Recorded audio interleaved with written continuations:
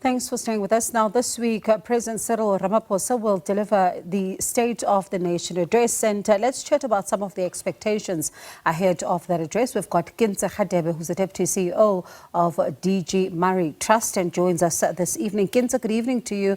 Thank you so much for your time. So, ahead of the State of the Nation address, you're calling on government to greenlight the maternal support grant. It's been in the works, being talked about since 2012. Let's talk about why now this renewed call that you say needs to be accelerated. Good evening. Thanks for having me on your show. I think for us, the most critical thing to acknowledge is the economic situation that many mothers face. If we think about the high levels of inequality in South Africa, we know that that inequality and poverty affects women in specific and particular ways when it comes to their income earning potential, their labor force participation, but also the very real penalties that mothers have to take on when they're pregnant. This could either see them having reduced income because they're working less, or they might actually need to step away from work completely due to caregiving responsibilities.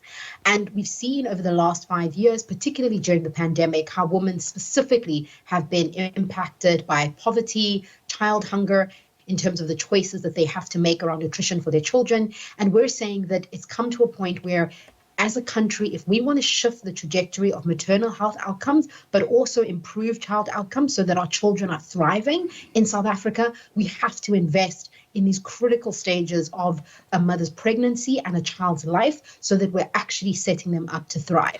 And maternal support grant can do that. Yeah, and I mean, when you look at the fact that, I mean, it's been quite in the works and being talked about over time, and recently we're just seeing right now, even on the SASA's website, saying that government is making strides towards, finalizing this. And one wonders, if in 2025 we're still talking about this, for you, where would you say as an organization have been some of the bottlenecks? So I think one of the things to address is just the myths and misconceptions around what a maternal support grant means. And this applies across the board, whether we're talking about the general public and our understanding of how social protection work, but also for people who are working in government. So often what we'll hear information that people talk about, if a woman has access to the child support grant, for example, that she is misusing that money, she's using it on her own personal or for her own personal gain and not actually spending that on her child. But there have been a number of studies that have been done that have looked at this, and they found that there actually isn't that connection. Women are utilizing income that they get, particularly if we look at the child support grant, to make better food choices for themselves and their children, to relieve poverty in their own households, because they're able to distribute that income not just to the immediate child, but to the whole household. It also allows women to make different economic choices about education for their children, so allowing children to actually access early learning from the ages of 3 to 5, which we know has a significant and compound impact on children and their educational outcomes in the long term. But we also know that in South Africa, with high levels of gender-based violence, women who are pregnant are particularly susceptible because of the state that they're in, and them having economic agency to make different choices about where their money goes is absolutely critical and fundamental. So the first thing is just not really understanding what women are facing in South Africa. There's a view. Second piece. Oh, pardon me. Go ahead briefly. Sure. Then maybe I'll be brief. But the second piece is around political will.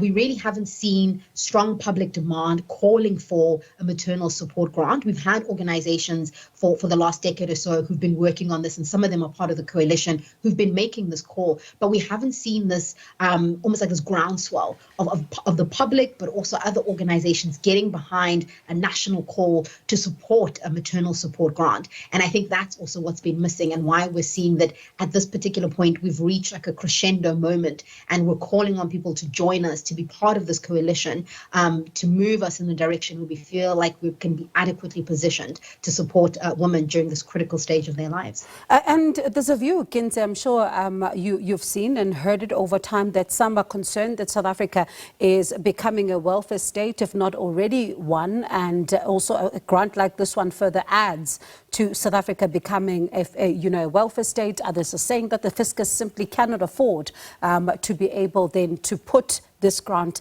into operation. How do you contend with those who have those views? Sure. And I think there's two things that I want to speak to around that. The first is around really understanding what the consequences of inequality are doing in South Africa. We live in a country where the Gini coefficient is close to 0.7, which means that a majority of South Africans are living in poverty. We know that over 40% of children are living in households that cannot meet their basic nutritional needs. We know that we have high levels of unemployment, and specifically we know that the face of unemployment, particularly amongst young people, is young women. And we know that these are individuals who are more likely than not are the ones who are going to have to make these difficult choices about, do I actually get on a taxi and go to the clinic for an antenatal and postnatal visit, or do I actually utilize this money to actually go to work or to purchase food? And I think the challenge around that is that we cannot think about this as charity. We cannot think about this as only responding and in South Africa becoming more of a welfare state, when we know that we have to be responsive to the inequalities that pregnant mothers are facing in our country. The second piece around that is that there actually has been a lot of work done on modeling what would it actually cost us as a country to implement the maternal support grant. And what a lot of that research finds is that actually over the long term, and in fact, even in the short term, South Africa makes a lot of gains that would justify the opportunity cost. So for example, a lot of the research that was done in 2024 actually indicates that it would cost us about 3.3 billion to implement a maternal support grant that would target about 80% of women who are pregnant. And when we look at what that means in terms of government expenditure, it only represents 0.1% of government expenditure. Why is that critical? Well, we know that actually if we implement the MSG effectively, we could save South Africa approximately 13.8 billion rand. Why? Because we would be targeting women who are pregnant, who might have at-risk pregnancies and complications because they're deciding to make different choices about whether or not they go to the clinic sooner and have antenatal visits, and also because we know that during the first 1,000 days of a child's life, when critical brain development and other physical development is happening, women who don't have access to nutritious food are more likely going to give birth to children who will be stunted between the ages of 0 and 5. South Africa currently has a stunting rate of 29%, and we know that that has an impact of children in school who are performing because they cannot perform at the same rate as their counterparts who aren't stunted. And then that means that those children, because this now has a compound effect, if they're performing poorly, they're more likely going to drop out in school, which means that they're more likely not going to complete matric, which means that we're going to have a higher employment rate. So if we think about where we want to be as a country in 10, 20 years, we really have to make bold decisions about where do we intervene.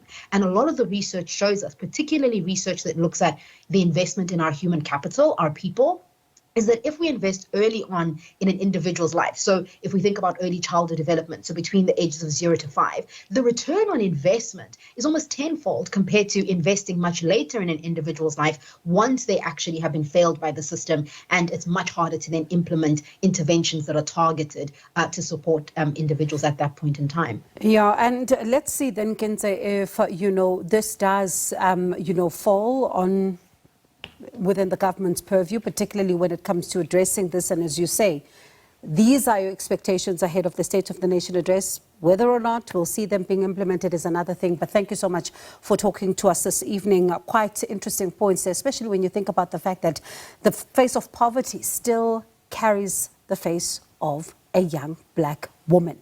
And that is quite the big conversation. So thank you so much for your time. Appreciate it. That is Nkosikhulule Nyembezi, who's a Deputy CEO of DG Murray Trust, sharing some of, the expectations ahead of the State of the Nation address. And remember, this maternal support grant has been talked about since 2012, and one wonders just how much work has been done when it comes to ensuring that it does come to fruition, and when it comes, just what form does it take?